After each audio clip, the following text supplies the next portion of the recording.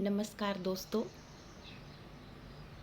आज मैं doctor professor Aruna Rajendra शुक्ल, हिंदी विभाग प्रमुख, शोध निर्देशिका, Nanded education society, science college Nanded, Maharashtra से आपके सामने आज जो प्रस्तुत करने जा रही हूँ, वीमा नाटक।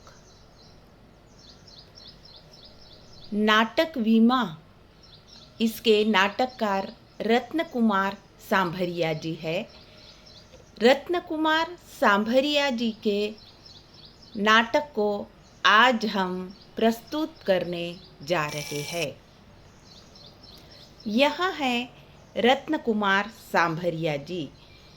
इसके पहले बीए, बीकॉम, बीएससी द्वितीय वर्ष, चतुर्थ सत्र, द्वितीय भाषा हिंदी, इस विषय को लेकर नाटक तथा प्रयोजन मूलक हिंदी, इस विषय शीर्षक जो स्वामी रामानंद तीर्थ मराठवाड़ा विश्वविद्यालय नांदेड़ में संलग्नित सभी महाविद्यालयों में यह नाटक पढ़ाया जाता है। तो वीमा नाटक प्रस्तुत करने के पूर्व रत्न कुमार सांभरिया जी जो नाटककार है, इनका मैं आपको संक्षिप्त परिचय सर्वप्रथम दूंगी। रत्न कुमार सांभरिया जी, इनका जन्म जनवरी 6, 1956 में हुआ। इनकी शिक्षा एमए, बीएड, बीजेएमसी इन्होंने प्राप्त की है। इनकी कृतियों को लेकर हम संक्षिप्त परिचय लेंगे। हुकुम की दुग्गी, काल तथा अन्य कहानियाँ, खेत तथा अन्य कहानियाँ, दलित समाज की कहानियाँ, एयरगन का घोड़ा, ये इनके सारे कहानी संग्रह है। समाज की नाक नामक एकांकी संग्रह भी इन्होंने लिखी है। वीमा, उजास, भबूल्या, ये इनके 3 नाटक संग्रह है। लघु कथा संग्रहों में बांग और अन्य लघु कथाएं, प्रतिनिधि लघु कथा शतक इन्होंने लिखी है। मुंशी प्रेमचंद और दलित समाज पर आलोचना की है। डॉक्टर अंबेडकर एक प्रेरक जीवन का अरबी सिंधी में अनुवाद इन्होंने अनुवादक के रूप में किया है। डॉक्टर अंबेडकर जी के जीवन पर अरबी सिंधी लिपि में विश्व की पहली पुस्तक इन्होंने लिखी है। कहानियाँ, लघु कथाओं, नाटकों का अंग्रेजी, मराठी, पंजाबी, सिंधी, गुजराती में, उड़िया सहित अन्य भाषाओं में अनुवाद भी किया है। टुंडरस्टोन दलित स्टोरीज यूके लंदन की कंपनी हटेच इंडिया द्वारा प्रकाशित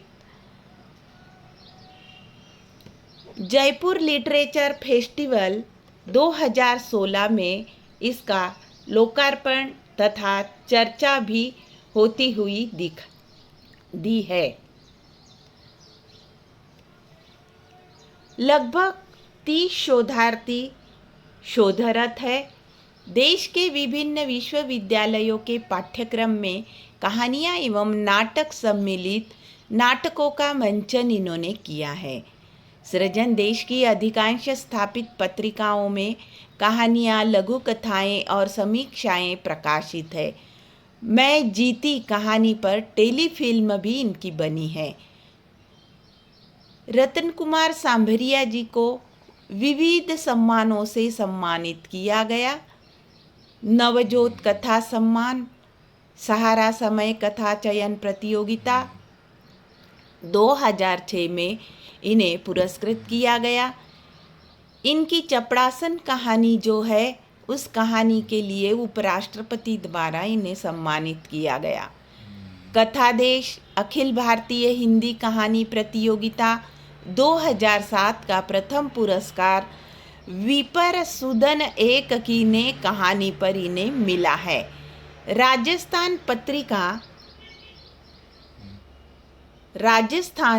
पत्रिका जो रही है सृजनात्मक पुरस्कार इन्हें 2007 में खेत कहानी पर मिला है। हरियाणा साहित्य अकादमी द्वारा हरियाणा गौरव सम्मान इन्हें 2017 वर्ष में प्राप्त हुआ। इस प्रकार से हमने अभी रतन कुमार सांभरिया जी का संक्षिप्त रूप में व्यक्तित्व और कृतित्व को देखा है। अब हम देखने जा रहे हैं नाटक वीमा जो प्रस्तुत किया जा रहा है रत्न कुमार सांभरिया द्वारा।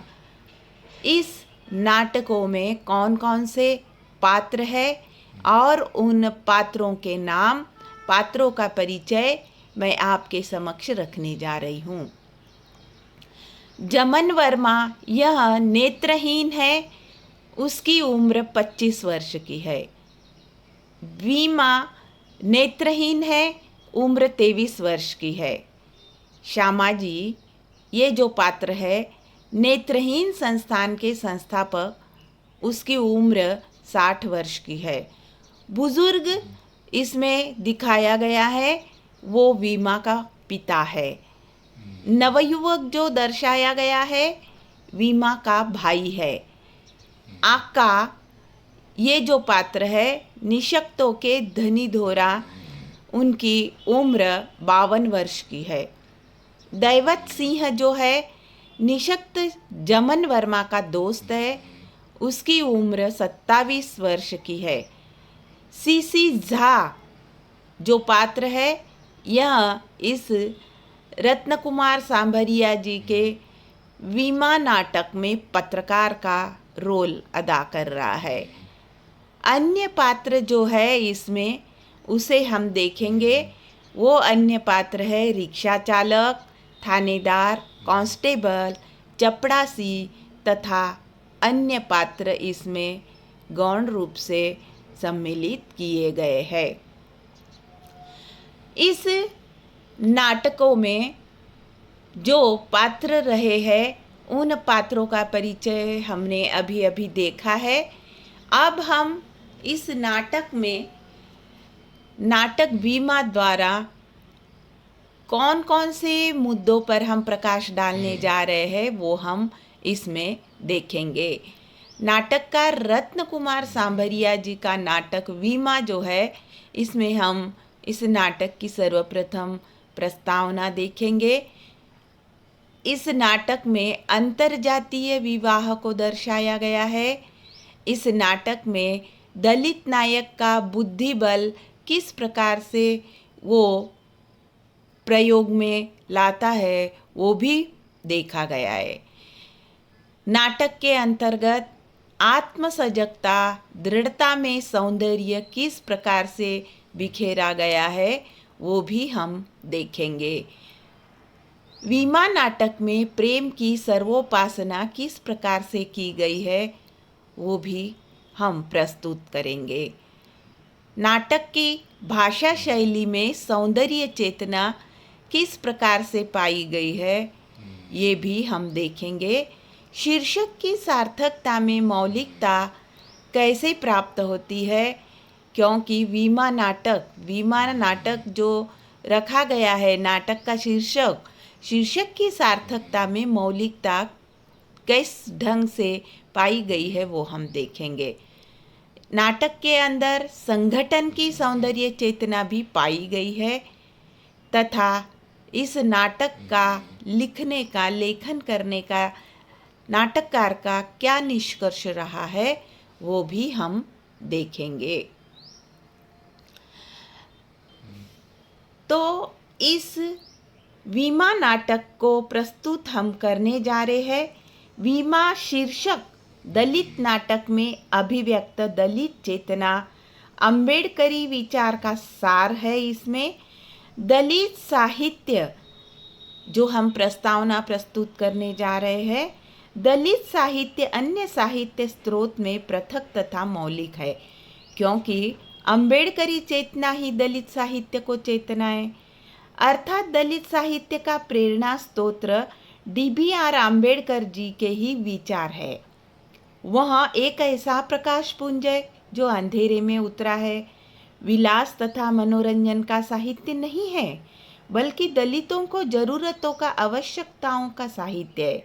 वह साहित्य DBR आम्बेडकर जी के अथक योगदान तथा संघर्ष को आगे बढ़ाने वाली क्रांतिकारी चेतना है, जो दबे कुचले गए ब्राह्मणवादी व्यवस्था में नित्य पीड़ित हुए सामाजिक न्याय, समता, स्वातंत्र्य, बंधुता या भाईचारा से वंचित समाज की आह से उभरा है। दलित साहित्य को जितनी भी परंपराएं मौजूद है, उनका एक ही स्वर प्रमुखता में मुखरित होता है, और यह है सामाजिक परिवर्तन की चाहत। सामाजिक परिवर्तन केवल कानूनी तौर पर संभव नहीं, उसके लिए अथक संघर्ष तथा संगठन की आवश्यकता है। मनुष्य तथा उसकी मनुष्यता को ही महत्व देने वाला संगठन अनिवार्य है। मानव अस्मिता ही दलित अस्मिता है, और उसके लिए शिक्षा, संघर्ष, संगठन तथा वैज्ञानिक सोच की पुकार की आवश्यकता है। जो दलित साहित्य की बुनियाद है, वीमा शीर्षक दलित नाटक में अभिव्यक्त दलित चेतना अंबेडकरी विचार का सार है, क्योंकि दलित नाटककार रत्न कुमार सांभरिया जो है, उन्होंने अंबेडकर जी के शिक्षा, संघर्ष एवं संगठन से इस मूल मंत्र को केंद्र में रखकर प्रस्तुत नाटक की रचना की है, जिसमें विकलांगों के जीवन संघर्ष को अंकित किया गया है। वैसे विकलांग के जीवन पर बहुत कम लिखा गया है, और नाटक विधा तो कहीं नजर नहीं आती।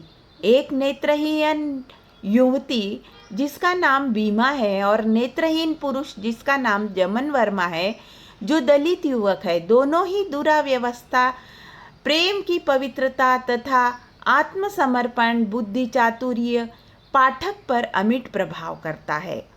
जमन वर्मा की आयु 25 साल की है, और वीमा 23 साल की स्वर्ण युवती है।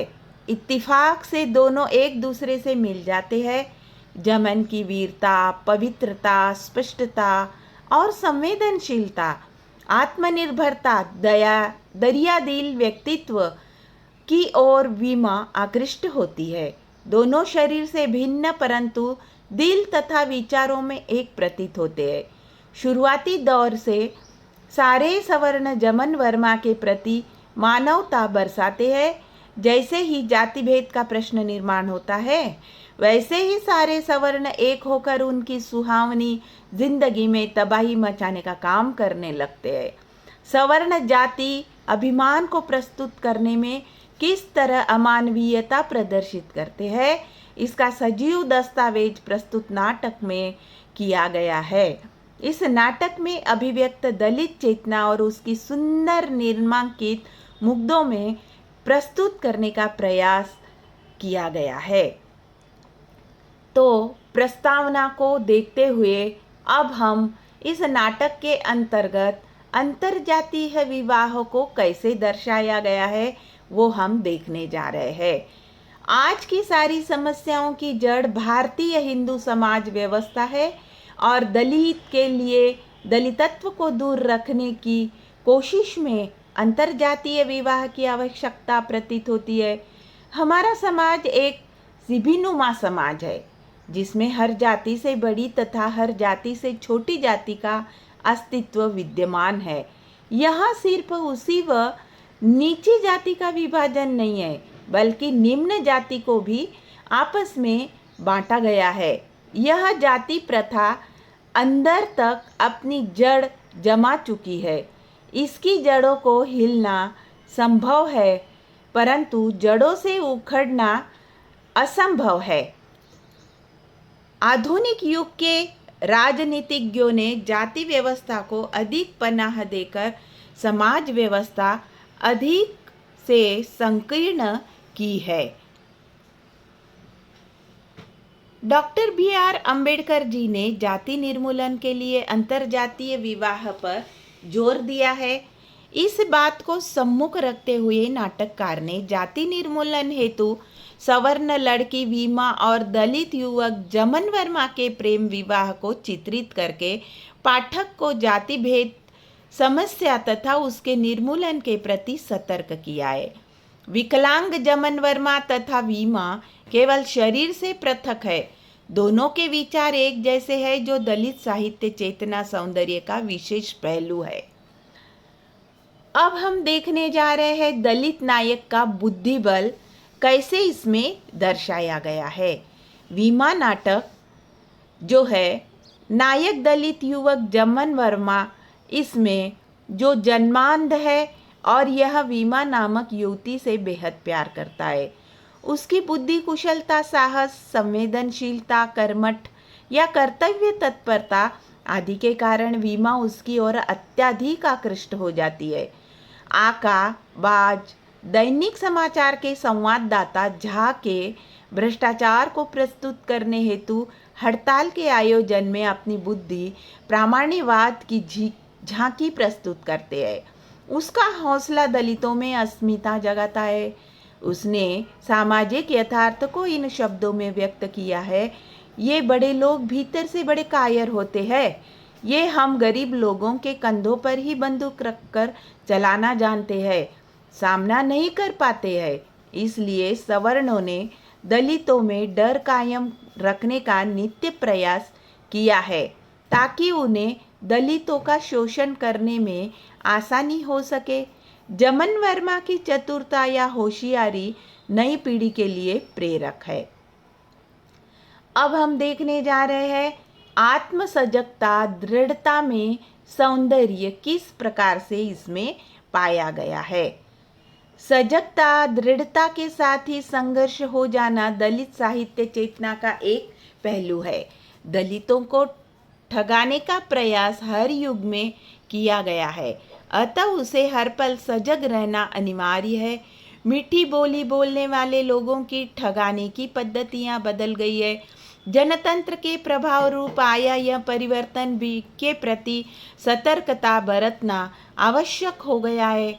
हिंदू समाज के महत्वपूर्ण किरदारों में प्रतिष्ठित व्यक्ति आका, विकलांग कल्याण के अलंबरदार श्यामाजी, थानेदार तथा लोकप्रिय समाचार पत्र का संवाददाता झा, ये सारे उच्च शिक्षित जो सम्मानित व्यक्ति है। विकलांग दंपति जमन तथा वीमा को केवल जाति भेद के नाम पर पीड़ित करते हैं। उन्हें एक दूसरे से अलग करके जमन को अपनी जाति की किसी दूसरी लड़की से शादी करने का सुझाव देते हैं। जैसे जो श्यामा जी ने कहा वहीं आका जी ने कहा, जो शरीर एक सुर यानी वीमा को भूल जाओ, तुम्हारी जात बिरादरी की किसी विकलांग लड़की के साथ तुम्हारा विवाह करा देंगे। जमन अपनी खोई हुई पत्नी को प्राप्त करने हेतु समाज के प्रतिष्ठित जिम्मेदार व्यक्तियों के सामने गिड़गिड़ाता रहा, अनुरोध करता रहा, परंतु उन्होंने उसकी ना सुनी करके अपना जाति अभिमान व्यक्त करके टालमटोल करने का प्रयास किया है। इतना ही नहीं, जमन का दमन करने के लिए समाचार पत्र के संवाददाता को और से झूठी खबर छपवाने का प्रयास भी इसमें होता है। फिर भी जमन ने अपने दोस्त दैवत की सहायता से हड़ताल में सफलता प्राप्त की है। उसका ये प्रयास अनुपम रहा है, अर्थात यह चेतना सौंदर्य अनुपम प्रतीत होता हुआ पाया गया है।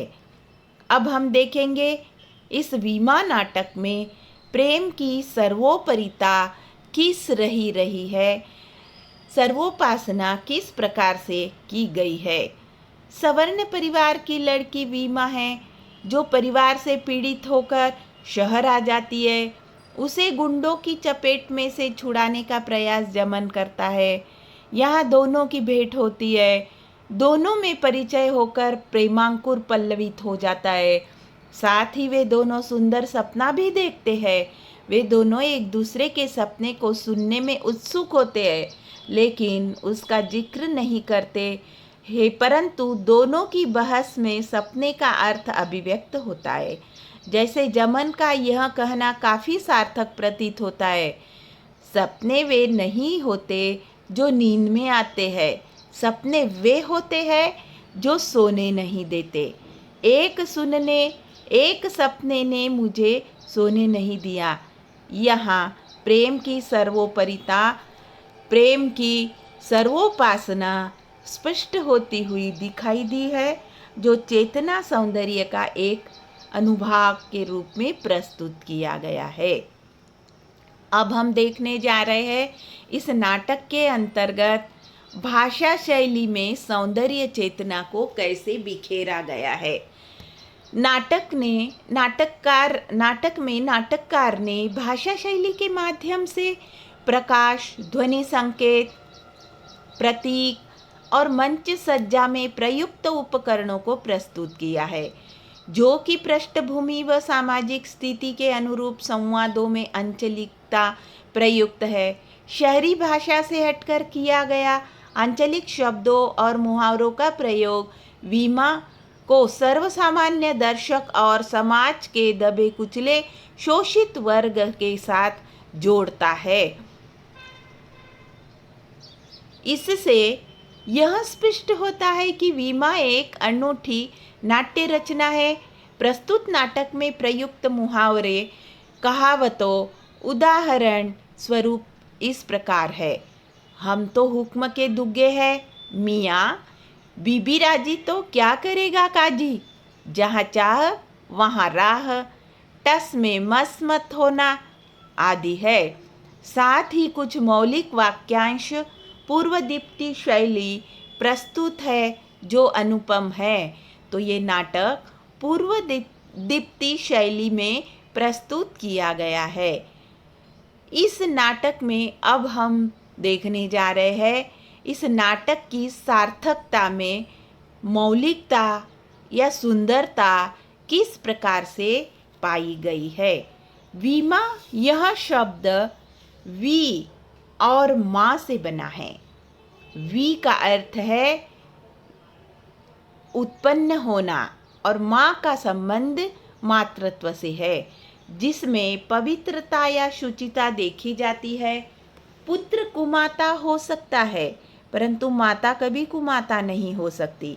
इस बात का बोध वीमा नामक व्यक्ति चित्रण में होता है। सारे मौलिक विचार वीमा के चरित्रांकन में प्रस्तुत है। वीमा यह शीर्षक संक्षिप्त, बोधगम्य, जिज्ञासापूर्ण एवं सौंदर्य चेतना को पल्लवित करने वाला है। विकलांग होने के बावजूद वीमा अनेक कठिन बाधाओं को दूर करती है और मानवता का भाव पाठक के दिल में, दिमाग में संचारित करती हुई पाई गई है, जो दलित साहित्य का एक महत्वपूर्ण प्रयोजन है। अब हम देखने जा रहे हैं इस नाटक के अंतर्गत संगठन की सौंदर्य चेतना किस प्रकार से पाई गई है। परिवर्तन सृष्टि का नियम है, अर्थात सृष्टि परिवर्तन करने में शक्तिशाली है, परंतु उसे सही दिशा देने में उन्नति या तरक्की निहित होती है। इस दृष्टि से दलित साहित्य महत्वपूर्ण योग दे रहा है। दलित साहित्य न केवल साहित्य है, बल्कि वह एक क्रांतिकारी आंदोलन है, जिसमें वर्ण व्यवस्था, जाति व्यवस्था के प्रति विद्रोह, नकार है, विज्ञान का स्वीकार है, देववाद, अवतारवाद, पूजा पाठ का परित्याग है। जमन जब ऊंची तथा नीची जात का जिक्र करता है, तब वीमा का यह कहना काफ़ी सार्थक लगता है। वीमा कहती है, तुम मर्द हो, मैं औरत हूँ, दो जात, तुम नेत्रहीन, मैं नेत्रहीन, एक जात। वह जाति की मौलिक परिभाषा व्यक्ति की चेतना को जगाती हुई इस नाटक में पाई गई है। जमन जब अपनी लापता करवाई पत्नी वीमा को सवर्णों की चंगुल से प्राप्त करने हेतु हड़ताल करता है, तब नाटक में चित्रित सारे सवर्ण भ्रष्टाचारी हक्का बक्का रह जाते हैं, क्योंकि जमन को पूरा सहयोग विकलांग समाज की ओर से प्राप्त होता है और साथ ही उसका दलित दोस्त दैवत उसका हौसला बढ़ाता है। उसकी विकलांग को लेकर जो हंसते मजाक करते थे अचंभित हो जाते हैं, क्योंकि संगठन की शक्ति अनुपम होती है। इस बात की ओर नाटककार रतन कुमार सांबरिया जी ने पाठक का ध्यान आकृष्ट किया है। अब हम देखने जा रहे हैं नाटक वीमा। नाटककार रत्न कुमार सांबरिया जी ने जो प्रस्तुत किया है, नाटक को प्रस्तुत करने का इनका निष्कर्ष क्या रहा। इस तरह मानवीय सौंदर्य के प्रतिमान शाश्वत नहीं रहते बल्कि बदलते रहते हैं। बदलने की चाहत में बुद्धि कौशल का प्रमाण देना पड़ता है। किसी समय में गोरा रंग सौंदर्य का प्रतीक भले ही रहा हो, परंतु आज इतना महत्व नहीं जितना ज्ञान अथवा बुद्धि प्रामाण्यवाद है। यही कारण है कि आज विश्व सुंदरियां रंग के आधार पर नहीं बल्कि बौद्धिक क्षमता या कसौटियां के आधार पर चुनी जा रही है। यही नियम पुरुष के लिए भी है। इसी परिप्रेक्ष्य में वीमा शीर्षक नाटक जो है, इस नाटक में अभिव्यक्त सौंदर्य चेतना अनुपम रूप से दर्शाई गई है। इसमें कोई संदेह नहीं है। बहुत बहुत धन्यवाद। इस नाटक की प्रस्तुति को आपने सुना। ये नाटक आपको कैसे लगा, ये प्रस्तुति आपको पसंद आई, इसे चैनल को आप सब्सक्राइब कीजिए, लाइक कीजिए, कमेंट्स कीजिए। बहुत बहुत धन्यवाद जी।